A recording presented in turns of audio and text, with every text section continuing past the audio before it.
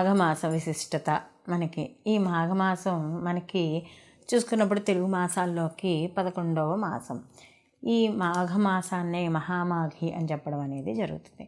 మాఘమాసం అంతా కూడా స్నాన దాన జపాలకి ఎక్కువగా విశేషం ఉండడం అనేది జరుగుతుంది. అయితే ఎక్కువగా మాఘమాసము సూర్యోదయానికి పూర్వమే లేచి మనకి ఈ స్నానాదులు చేయడం అనేది జరుగుతుంది. అంటే నదుల్లో కానీ, తటాకాల్లో కానీ, చెరువుల్లో కానీ, లేకపోతే పెరట్లో ఉండే బావిల్లో కానీ, చివరికి పైనుంచి వచ్చే ట్యాంకులో నీళ్ళ ద్వారానైనా సరే మనకి ఈ పొద్దున్నే స్నానం చేయడం అనేది జరుగుతుంది.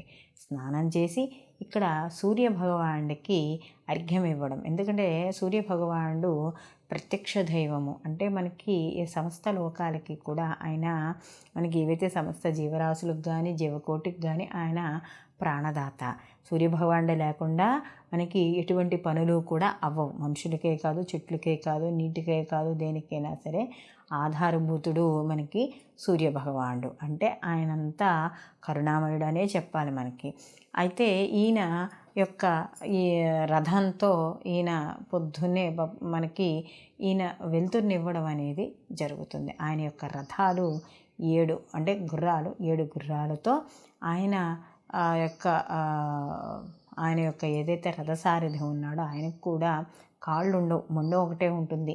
కాబట్టి అలాంటి రథసారథిని వేసుకుని శ్రమతో ఆయన అసలు ఎక్కడా విశ్రాంతి తీసుకోకుండా ఆయన అన్ని లోకాలకి ఆయన తన యొక్క ఈ యొక్క సమస్త జీవరాశులు జీవన విధానానికి లోటు లేకుండా ఉండడానికి ఆధారభూతంగా నిలుస్తాడు. అలాంటి సూర్యభగవానుడు నమస్కార ప్రియుడు.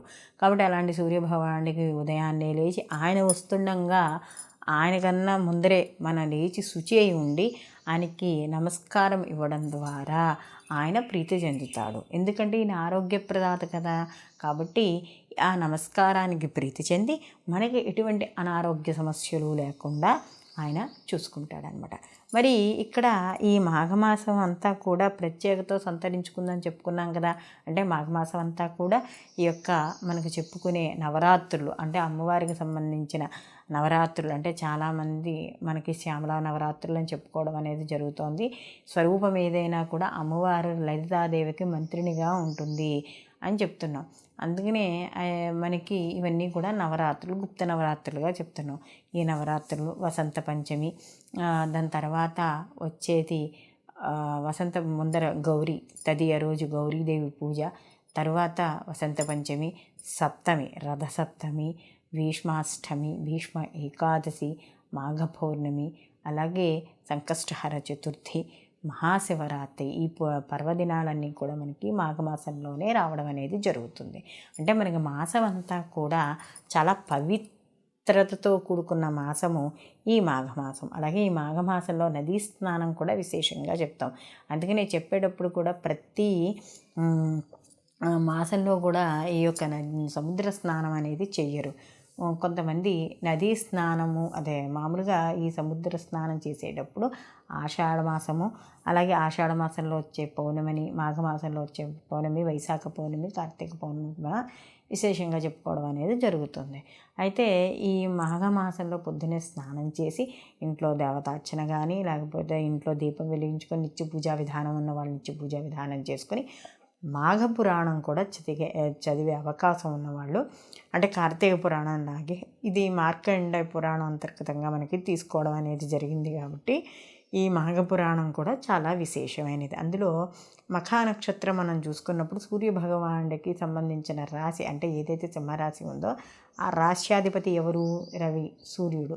కాబట్టి అలాంటి మాఘమాసం అంటే పౌర్ణమి రోజు మఖా నక్షత్రంతో కలుస్తుంది కాబట్టి ఇంకా విశేషంగా ఉండడం అనేది జరుగుతుంది. అయితే ఇక్కడ మాఘమాసంలో సూర్యుడు తన తీవ్రతని నెమ్మదిగా పెంచుకుంటూ వెళ్తాడు. అంటే దక్షిణాయనానికి వెళ్ళి దక్షిణానికి ఉత్తరాయణానికి వస్తూ ఉంటాడు. ఆయన తన రథం యొక్క గతి మారుతుంది. కాబట్టి ఇక్కడ ఎప్పుడైతే ఆ రథం యొక్క గతి మారుతుందో నెమ్మదిగా తీవ్రత పెరుగుతుంది. ఇంకా అంత తీవ్రత ఉండదు కానీ నెమ్మదిగా పెరుగుతుంది. కాబట్టి ఈ మాసంలో సూర్యభగవానుడి యొక్క ఆరాధన అనేది చాలా అవసరం. సూర్య నమస్కారాలు, సూర్యానికి సంబంధించిన అర్ఘ్యాలు, అలాగే ఈ మాసం అంతా కూడా పంచాయతీ పూజా విధానాన్ని కూడా మనకు స్పష్టంగా కనబడుతుంది. మనం చేసేది ఏమిటి? తదియ రోజు గౌరీ పూజ, అలాగే మనకి శ్రీ పంచమి, మహాకాళి, మహాలక్ష్మి, మహాసరస్వతి ఆవిడే కదా, కాబట్టి అది. దాని తరువాత మనకి వచ్చే సప్తమి, రథసప్తమి అంటే సూర్య భగవానుడికి ఆరాధన చేసేది. తరువాత రథసప్తమి తర్వాత వచ్చేది భీష్మాష్టమి, దాని తర్వాత ఏకాదశి మనకి మనకి విష్ణుమూర్తి ఆరాధన. తర్వాత సంకష్టహర చతుర్థి, పౌర్ణమి రోజు కూడా అమ్మవారిని ఆరాధిస్తాం. తరువాత మనకి వచ్చేది మహాశివరాత్రి.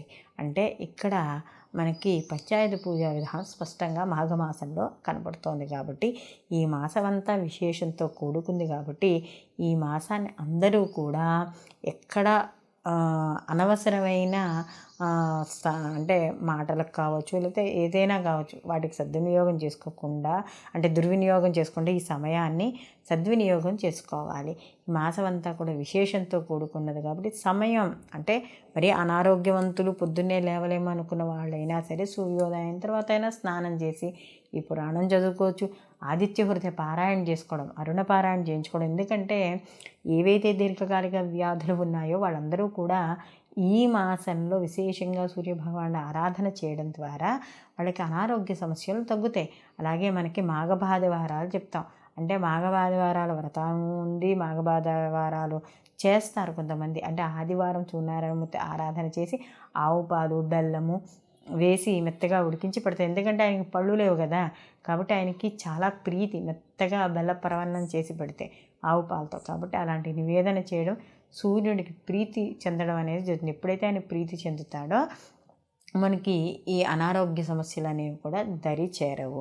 అలాగే ఈ మాఘమాసంలో చేసే స్నానం కూడా చాలా విశేషంగా ఉంటుంది. కాబట్టి ముఖ్యంగా ప్రయాగలో చేసే స్నానం చాలా విశేషం. అంత దూరం వెళ్ళలేని వాళ్ళు కనీసం ఇంట్లో స్నానం చేసేటప్పుడైనా ప్రయాగ అని తలుచుకొని స్నానం చేయడం ద్వారా వీళ్ళకి ఏదైతే ఈ స్నాన ఫలితం ఉంటుందో ఆ స్నాన ఫలితం కూడా దక్కుతుంది.